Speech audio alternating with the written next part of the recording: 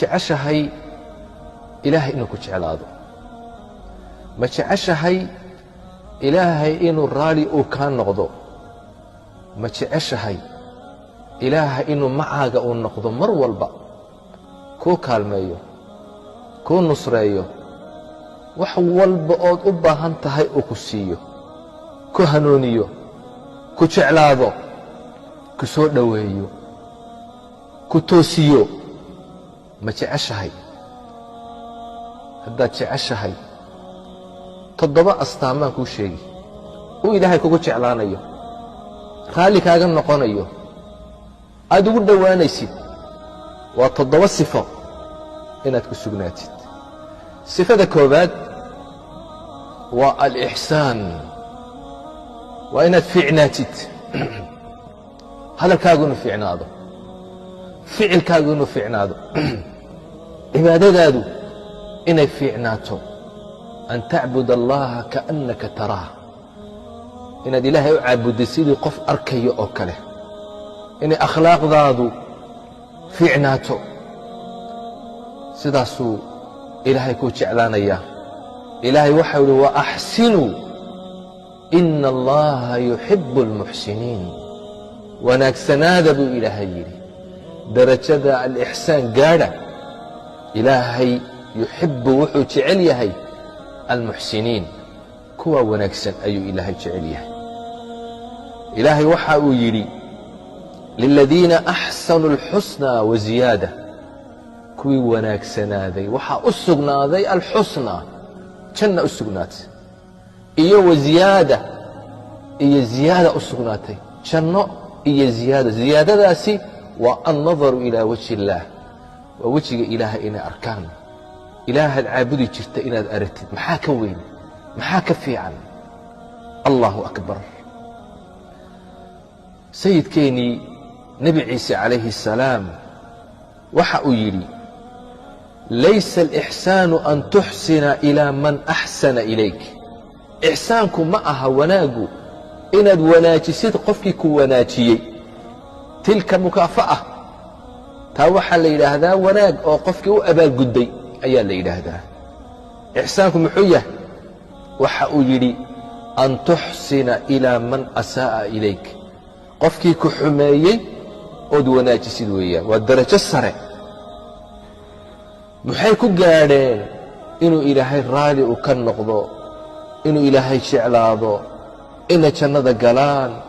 inay ilaahay arkaan maxay ku jeclaadeen kuwaas ilaahay waxau idhi innahum kaanuu qabla dalika muxsiniin waxay ahaayeen adduunka markay joogeen qaar wanaagsan bay ahaayeen akhlaaqdooda iyo qowlkoogu uu wanaagsan yahay idan sifada ugu horeeya astaanta ugu horaysa waa inaad noqotid qof fiican calaamadda labaad astaanta labaad uu ilaahay kugu jeclaanayo raalli kaaga noqonayo waxa weeye attawba inaad ilaahay u toobad keentid mar walba ilaahay aad u noqotid ilaahay waxa uu yidhi ina allaha yuxibu الtawaabiin ilaahay wuxuu jecel yahay kuwa mar walba toobad keena ee ilaahay u noqda ilaahay wuxuu doonayaa inuu toobada kaa aqbalo dembiga inuu kaa maydho ilaahay kugu farxayaa toobadaada markaad ilaahay u soo noqotid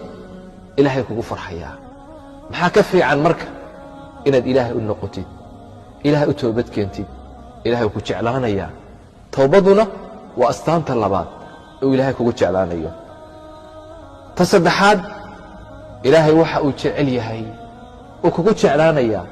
uu raalli kaaga noqonayaa waa atatahur inaad isdaahir yeeshid qalbigaaga inaad nadiif ka dhigtid jirkaaga inaad nadiif ka dhigtid dunuubta inaad iska maydhid iyo tahaaradii xisiga ahayd jasadiga ahayd wa hiyaabaka fatahhir ilaahay waxa uu leeyahay wa hiyaabaka fatahhir ilaahay waxa uu jecel yahay kuwaasi isdaahir yeela ayuu ilaahay jecel yahay ina allaha yuxibu الtawaabiin wayuxibu اlmutatahhiriin kuwa isnadiifta ku dadaala iimaankooga iyo qalbigooga iyo caqligooga iyo jirkooga intaba nadiifiya nadaafadda ku dadaala taana ilaahay uu jecel yahay ilaahay baad ugu dhowaan raalli buu kaaga noqonayaa sifada afaraad oo alla kugu jeclaanayo kugu soo dhowaynayo darajo sare uu kugu siinayo ta afaraad oo alla ka cabsi ilaahay ood ka cabsatid ilaahay waxa uu leeyahay faina allaha yuxibu almuttaqiin ilaahay wuxuu jecel yahay kuwa ka cabsada isaga cadaabkiisa ka cabsada cuquubadiisa ka cabsada naartiisa ka cabsada iska ilaaliya macaasida daacada ilaahay u orda kuwaasuu ilaahay jecel yahay shirkiga iyo xumaanta iyo dunuubta ka fogaada astaanta shanaad uu ilaahay kugu jeclaanayo sifadaasi waa asabr inaad sabir yeelatid ilaahay waxau leeyahay wallaahu yuxibu الصaabiriin ilaahay wuxuu jecel yahay kuwa sabra daacaadkiisa khayrka ku sabra maxaarimta ilaahay uu kaa xarimay ka sabra ka joogsada qadarka iyo masaa'ibka dhacaya ee qoran ku sabra kuwaasuu ilaahay jecel yahay ilaahay maxaa ka fiican jannada markuu ilaahay uu ku geeye ee jannada aad geshid ay malaa'igtu kugu soo gasho ay tidhaahdo salaamun calaykum bimaa sabartum fanicma cuqba addaar malaa'igtii baa soo gelaysa min kulli baab albaabada jannada waxay ku leeyihiin salaamun calaykum nabadgeliyo korkiina ahaato jannada maxaad ku gasheen waa bimaa sabartum sabirkiinni awgeed daacadii ilaahay baad ku sabirteen maxaarimtii baad ka sabirteen qadarkii ilaahay ayaad ku sabirteen ta lixaad waa altawakul cala allah ilaahay ood tala saaratid asbaabta ood la timaadid aad ilaahay arrintaada u dhiibatid ilaahay wuu kugu jeclaan ina allaha yuxibu almutawakiliin ilaahay wuxuu jecel yahay kuwa tala saarta arrintooda hagaajiya dabadeed dadaala dabeedna ilaahay tala saarta maaha asbaabta inaad ka tegtid oo tidhaahdid ilaahay ayaan tala saaranaya sababta la imo ilaahayna tala saaro acqilhaa watawakal tawakulkuna waa wuxuu ilaahay kugu jeclaanayo ilaahay muna kugu filnayn ilaahay waxau hi alaysa allaahu bikaafin cabda ilaahay addoonkiisa muuna ku filnayn qofka ilaahay tala saarta ilaahay kugu filan yahay